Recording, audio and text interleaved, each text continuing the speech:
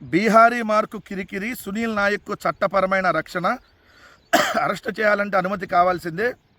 కేంద్ర బలగాల కోసం కేంద్రం తెచ్చిన సెక్షన్, అందులోని వెసులుబాటు వాడుకున్న బీహార్ రాష్ట్ర పోలీస్ బలగాలకు వర్తించేలా మార్పు. మా వాళ్ళు ఎక్కడ ఏ రాష్ట్రంలో ఎలాంటి కేసుల్లో ఇరుక్కున్నా సరే మా వాళ్ళు కాబట్టి మేము అండగా ఉంటామని చెప్పి బీహార్ సర్కార్ తేల్చేసిందని చెప్పి ఆంధ్రజ్యోతి పెట్టినటువంటి హెడ్డింగ్. ఏపీ పోలీసులను అరెస్ట్ చేయాలంటే ముందుగా బీహార్ ప్రభుత్వం అనుమతి తీసుకోవాల్సిందే. ఈ పరిణామం దేశవ్యాప్తంగా సంచలనంగా మారింది. ఆంధ్రప్రదేశ్ రాష్ట్ర పోలీసులు బందిపోటు దొంగల్లాగా, గజ దొంగల్లాగా, ఇళ్లలో సామాన్లు ఎత్తుకెళ్లే వాళ్ళలాగా ఏ దొంగతనాలు చేస్తారు చూడు, గోడలు దూకి, ఆ విధంగా బీహార్ వెళ్ళి ఏదైతే ఐపీఎస్ సునీల్ నాయక్ వాళ్ళ ఇళ్ళు గోడ దూకినప్పుడు రాష్ట్రం కాదు దేశం అంతా కూడా ఆంధ్రప్రదేశ్ రాష్ట్ర పరువు పోయింది. ఆంధ్రప్రదేశ్ రాష్ట్ర పరువు ఎందుకు? మీ పోలీసులు వ్యవహరించినటువంటి తీరు చూసి. బీహారు ప్రభుత్వం తీసుకున్న నిర్ణయాన్ని బట్టి ఏదైతే దేశవ్యాప్తంగా సంచలనంగా మారలా, ఆంధ్రప్రదేశ్ రాష్ట్ర పోలీసులు చేసిన గలీజు పని వల్ల అయింది.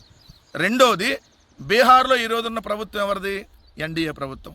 ఇక్కడ ఆంధ్రప్రదేశ్లో ఉన్నది ఎవరిది? ఎన్డీఏ ప్రభుత్వం. భలే ఉంది.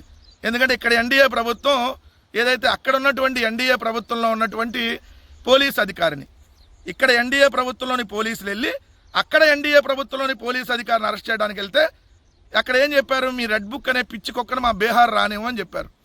రెడ్ బుక్ అనేటటువంటి పిచ్చి కుక్కనే బీహార్ దరిదాపుల్లోకి రానివ్వం అని చెప్పి ప్రభుత్వం డైరెక్ట్గా ఓ చట్టం చేసేసింది. ఎక్కడ పరువు ఎవరిది పోయింది? సిగ్గుంటే మీరన్నా తప్పుకోవాలి.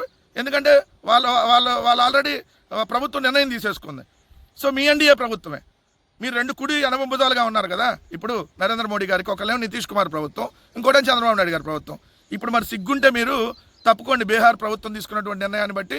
ఎందుకంటే మీ కేంద్రం నుంచి సిగ్గు సరం కొంచెం అని ఉంటే చంద్రబాబు నాయుడు గారు ప్రభుత్వం తప్పుకోవాలి ఇప్పుడు.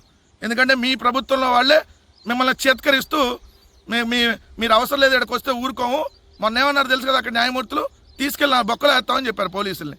అయినా సిగ్గురాల, ఇంకా వెళ్ళి బీహార్లోనే ఉన్నారు బందిపోటు దొంగల్లాగా కాచుకొని కూర్చొని పోలీసులని ఈరోజు ప్రజలందరూ కూడా అంటున్నటువంటి విషయం. మరోసారి భారతదేశ వ్యాప్తంగా రెడ్ బుక్ అనేటటువంటి పిచ్చి కుక్క బీహార్లో చేసినటువంటి పనికి దేశవ్యాప్తంగా మరోసారి పరువు పోయిందనేది క్లియర్.